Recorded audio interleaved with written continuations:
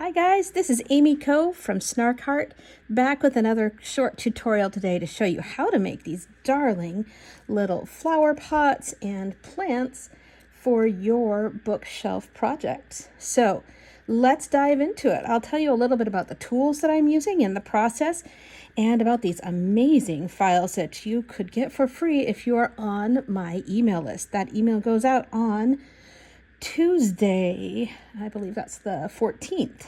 So get on that email list. It's only going to be up on the website for free through Friday. So also join my Facebook group for more content and more cool things. So let's just dive right into it. I designed this file to be cut on a laser. However, it can be cut on a Cricut or a other die cutting machine, except for the fern file, which is really pretty darn delicate, and I don't know exactly how it would come off of a sticky mat. As it is, it's already a little bit problematic to make on your laser, but if you have the patience, it's really worth it. It has so much depth, and look how freaking cute that is, especially when you put it in one of your letters, just like that. Flippin' darling.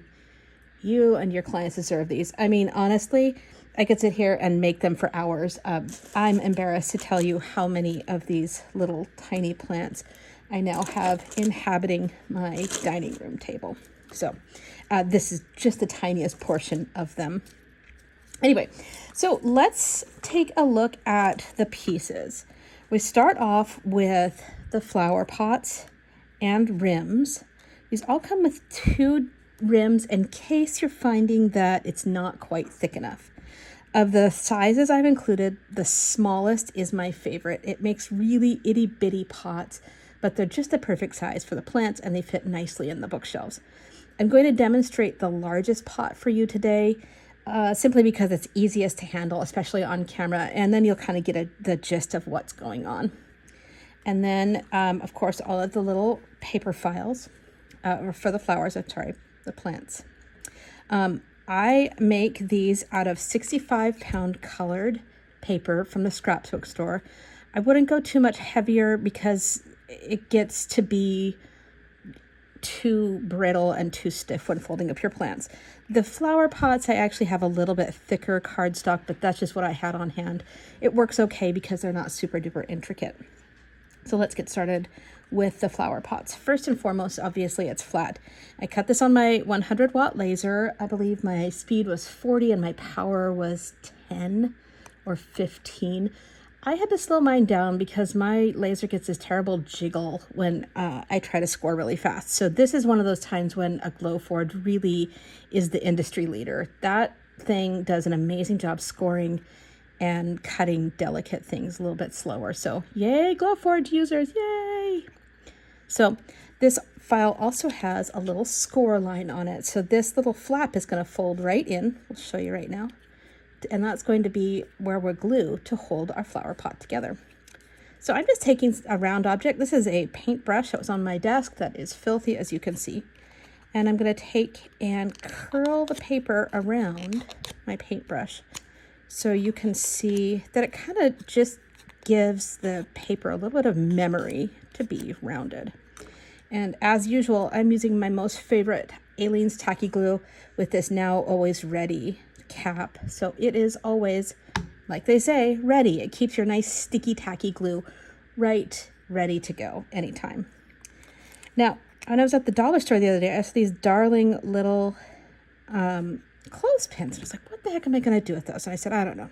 And I just bought them because I thought they were absolutely darling and I couldn't stand myself. And then I got to making these and realizing I didn't want to sit here for 15 minutes waiting for my glue to dry.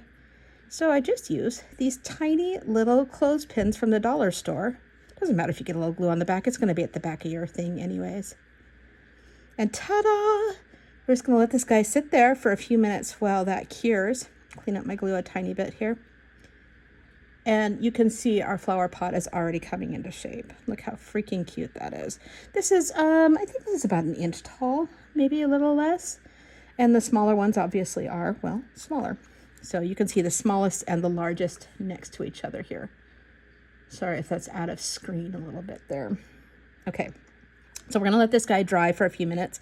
Now, I've included doubles of the rim because on the bigger pot, sometimes the rim just doesn't kind of have the visual weight, the thickness that I want. On the teeny tiny pots, you can easily get away with just doing one. Additionally, because you've got the extra, you can even put the extra around the bottom and then just cut it off, and it gives you kind of, again, that little shadow line. So here is the pot, the medium-sized pot with double of the paper on the top and a single paper on the bottom. I happen to be too lazy, and I realize that most people are never even going to notice that anyways, so I don't think around with it. But if you are a more dedicated person than me, well, then life is good. So same process with the rim. I'm going to just give this a little bit of a curl, just like this. Ta-da! Got nice shape there. Now, if you put it on your pot and it doesn't seem to be sticking the right way, it's probably upside down. I do that way more often than I probably should admit as a crafter, but here we are. Sorry, I put on some lotion and my hands feel kind of greasy now, but you guys are stuck watching my shiny, beautiful hands.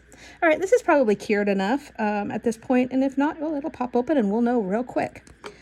Looks good to me. So I'm just going to put a tiny bead of glue along the top here. And try and really keep this pretty little. You can also get some precision glue bottles that you can put your glue in. And I have some, I just haven't put them together yet. I'll do that in another video for you all. So kind of lining this up around the back where the seam is, holding it in place. And don't worry if this edge isn't lined up right there, don't worry, you've got some open time here. So I'm just going to use, again, my darling little clothespins. Clothespin it closed. And lo and behold, you have this fantastic looking little terracotta pot.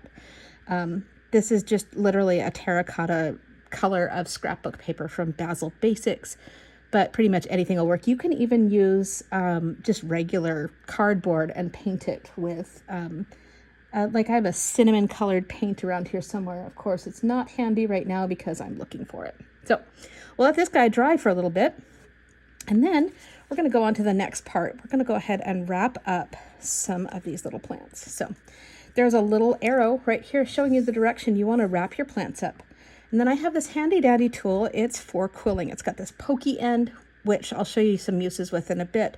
And it's got this end that has, I don't know if you can see it there, but there's a tiny little slot. Yeah, you can kind of see it there, that our paper is going to go in, and it's going to make these roll up really quick and easy. You don't need a fancy one. You don't need the double-ended one. You can pick these guys up on Amazon for under $2 usually, I think. I've had this one with the little grippies for a long time now, and I'll be the first to admit I bought it because I like the minty color. It's my favorite. Yes, I am essentially a 5th grader. So I'm just going to take and slide this paper into the slot, just like so, as you can see. And this is, you'll die seeing how easy this is. I'm just going to roll it up. Give a tiny dot of glue. You don't want to get real crazy with your glue here because you don't want that paper to start to wrinkle up. And just roll, roll, roll your plant. Is that how the song goes? Maybe it's row, row, row your boat. Regardless.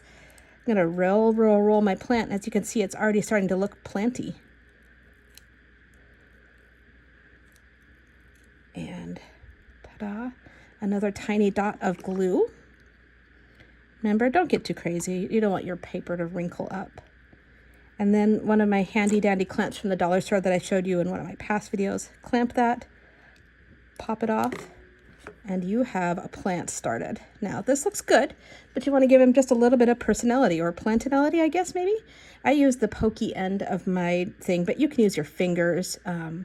Just going to kind of bend my little plants out to give it some oomph, some excitement.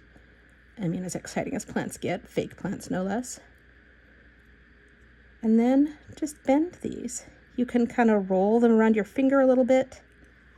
And look, it's starting to really look very plantish.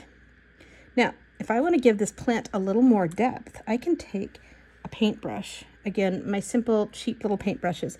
And then I've been keeping these little pudding cups from my guys who love pudding. And I just put a tiny bit of bleach in there. And I'm just going to stroke some of the leaves here with a little bit of bleach. And in a few minutes, once this dries, oh, you can even start to see it starting to change a little bit right here. I don't know if you can see that on the camera or not. But this is just going to kind of variegate the leaves so it's got some depth and some reality. And you're now getting a look of these darling little plants. Can you see the color starting to change? I'm just going to blow on it a little bit in the hopes that I don't get bleach all over myself because I'm kind of a klutz that way. So I'm going to set my bleach cup up to the corner of my mat so I don't spill it all over the place and ruin my shirt. Not like I've done that before every day of the week. So as you can see, this, instead of just being this dark green, it's now starting to get some lighter spots on it. And again, just inexpensive 65-pound paper. So now my flower pot is cured. So let's say I made the big pots and I really like it and it's just not filling out enough.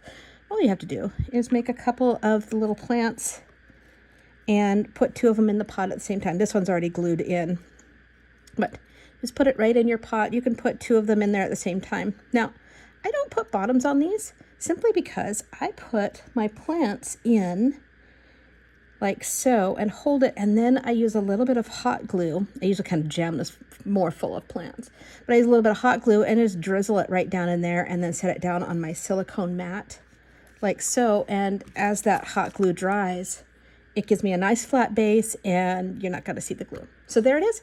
This is a simple tutorial on how to make teeny tiny plants for your bookshelves. Thanks so much. If you're thinking of it and you got some value out of this video, hit like and subscribe. And don't forget to go over to my Facebook VIP group for Snark Heart. Have a great day. Thanks so much for hanging out with me. Take care, guys.